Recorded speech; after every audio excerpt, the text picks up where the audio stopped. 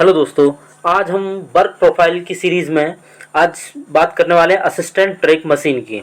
तो मतलब ये जॉब बहुत ही ज़्यादा पैसे वाली जॉब है, इसे हम कह सकते हैं। इसमें हमारी सैलरी ये मान के चलिए 40,000 से ऊपर ही बनेगी। मैं आपको पूरी फुल डिटेल बताऊंगा कि कैसे क्या बनती है। रोज़ का हमें 500 रुपये एक्स्ट्रा मिलता है, 8 दिन छुट्टी भी मिलती है, और कैसा मतलब कैसा क्या होता है इसके बारे में हम फुल डिटेल में बात करेंगे। और प्लीज़ अगर आपको जानकारी अच्छी लगे तो प्लीज़ चैनल को सब्सक्राइब जरूर कर लीजिएगा और ज़्यादा से ज़्यादा लोगों को शेयर जरूर कर दीजिएगा। तो आइए हम बात करते हैं यहाँ पर ट्रैक मशीन का क्या काम होता है, कैसा क्या काम होता है। यहाँ पर देखिए, ये मशीन आप देख रहे हैं, ये मशीन येलो वाली जो मशीन आपने देखी हो, रेल की पटरी में मशीन देखी होगी कि ये जो काम करती है पटरियों पे काम करती है। आपको यहीं पे इसी की देखरेख का काम करना है। ठीक है, आगे मैं आपको बताता हूँ। यहाँ पे ये फोटो ये देखिए, ये जो पटरी वाला ये काम चल रहा है, इसका मशीन का लेवलिंग कर रही है, मतलब देख रही है कहीं ज़्यादा डिस्टेंस तो नहीं है वगैरह, कुछ नहीं है। ये देखिए पटरी को बिछाना आगे वगैरह करना। ये देखिए ये पिलर्स ये जो दबा रहे हैं यहाँ पर, ये वाइट वाइट जो पिलर्स जो रहते हैं नीचे, इनको बिछाने का काम भी पटरी मशीन का होता है। आगे चलते हैं। ये देखिए ये होती है ब्लास्ट मशीन। ये ब्लास्ट मशीन बोलते हैं, जो मतलब जो छोटी छोटी गिट्टी जो होती हैं इनको ऊपर नीचे करने का काम करती हैं। मतलब कि आप ये कह सकते हैं कि इनको ऊपर लेवल मेंटेन करती हैं ये, ताकि कहीं बैलेंसिंग गड़बड़ ना हो। ठीक है, ये देखिए यहाँ पर ये पूरी पटरी उठा उठा के बिछा रही है। यहाँ पर ये पटरी बड़ी बड़ी मशीन आती हैं, तो ये पटरियाँ बिछाने का काम भी करती है। ये देखिए यहाँ पर ये पूरे मतलब ये लेवल ये हुक वगैरह लगाने का काम भी करती है। तो आपको थोड़ा थोड़ा धीरे धीरे समझ में आ रहा होगा कि क्या काम होता है। तो आइए हम डिटेल में थोड़ा सा बात कर लेते हैं यहाँ पर कि क्या इसके काम क्या क्या होते हैं पूरी डिटेल में। इन मशीनों को देख के आपको थोड़ा सा अंदाजा लग गया होगा कि यहाँ पर इसी की यहाँ देख रेख करनी रहती है हमें मेनली। ठीक है, हम आगे बात कर लेते हैं यहाँ पर वर्क प्रोफाइल की। तो यहाँ पर आपको एक एटीएम कहा जाएगा। ठीक है, एटीएम मतलब आपका असिस्टेंट ट्रैक मशीन। ठीक है, आप यहाँ पर हेल्पर का काम करेंगे। कोई भी जैसे कि एसएससी जूनियर इंजीनियर वगैरह कोई रहता है, या ट्रैक मशीन मेंटेनर जो रहता है, उसकी आपको हेल्प करनी रहती है। आपको बताना पड़ता है पूरा चीज़, आपको क्या है, कुछ टूल किट देना उनको वगैरह। इसके काम के बारे में हम पूरी डिटेल और आगे बात करेंगे। एक एक काम बताऊंगा आपको कौन कौन सा काम आपको करना पड़ता है। आगे हम बात कर लेते हैं। आपको यहाँ पर एटीएम कहा जाएगा। ये ग्रुप सी मतलब डी की पोस्ट है, हालांकि ग्रुप सी में इंक्लूड कर दी गई है। आप यहाँ पर मेडिकल जो लगता है 20 स्टैंडर्ड 1 लगता है ना। डिपार्टमेंट इंजीनियरिंग का आता है। आपकी ट्रेनिंग देखो, training basically track machine maintainer की जो होती है वो 6 महीने की ट्रेनिंग होती है, लेकिन आप ग्रुप डी हेल्पर की उसमें जा रहे हो तो आपकी 1 मंथ की ही आपकी ट्रेनिंग होगी, ज़्यादा की नहीं होती। मैक्सिमम डाट आपको फील्ड पे उतार दिया जाता है। ठीक है, आपका ड्यूटी टाइम अगर जो होता है 8 घंटे का होता है, और ज़्यादातर दिन में ही सारा काम किया जाता है यहाँ पर। ऐसा नहीं है कि आपको नाइट ड्यूटी कभी कभी इमरजेंसी में भी लगाई जा सकती है। क्या होता है कि मतलब पटरियों पर जैसे मशीन काम चल रहा है, ठीक है, तो आप ये मान लीजिए कि जैसे ट्रेन एक निकली और दूसरी ट्रेन के बीच में 1 घंटे का टाइम है, तो वहाँ पर आपको बीच में 1 घंटे काम करना पड़ेगा, फिर रुकने का बीच में रेस्ट मिल जाता है।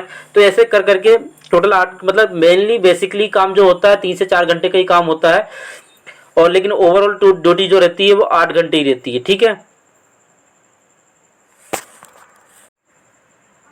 बेसिकली 8 घंटे की ही ड्यूटी रहती है।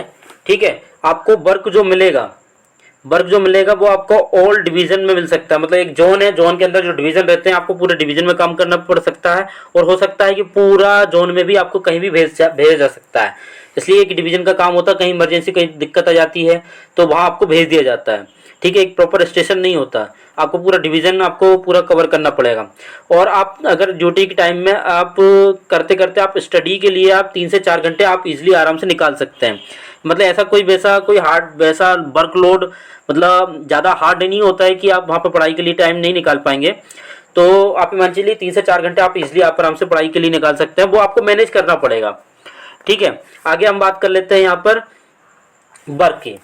ठीक है। वर्कलोड जो मतलब इसमें वर्क की बात कर लेते हैं। वर्कलोड जो होता है वो मीडियम ही होता है। मैंने आपको जैसे बताया, आपको जो मतलब इसमें क्या क्या काम करने पड़ते हैं।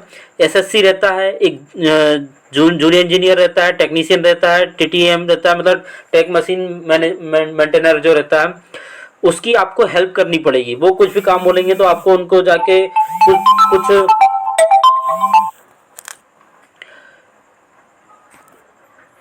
हेल्प करनी रहती है। ठीक है। यहाँ पर जब मशीन मशीन का काम चलता रहेगा, मशीन को वर्क करेगी, तो आपको मशीन का ऑब्जर्वेशन करना है। ठीक है। ऑब्जर्वेशन करना पड़ेगा कि मशीन में टूट फूट तो नहीं हो रही है, कुछ कहीं से कुछ घिसा तो नहीं रहा, कोई नट बोल्ट ढीला तो नहीं है, मशीन मतलब जो वर्क कर रही है प्रॉपर आवाज़ तो आ रही है ना, कोई मतलब ऐसा मिस्टेक तो नहीं है। अगर कोई मिस्टेक आती है तो आपको पूरा इन्फॉर्म करना पड़ेगा, वहाँ देख के आपको मशीन का पूरा ऑब्जर्वेशन करना है। ठीक है। उसके बाद मशीन जब काम कर लेती है 2-3 घंटे जैसे काम हो जाता है, तो उसके बाद आपको मशीन की साफ सफाई करना है। ठीक है। मशीन की साफ सफाई करना है, उसमें ऑयल वगैरह करना है, ग्रीसिंग करना है, पूरी मतलब मशीन की देख रेख करना है आपको, ले देख के आपको।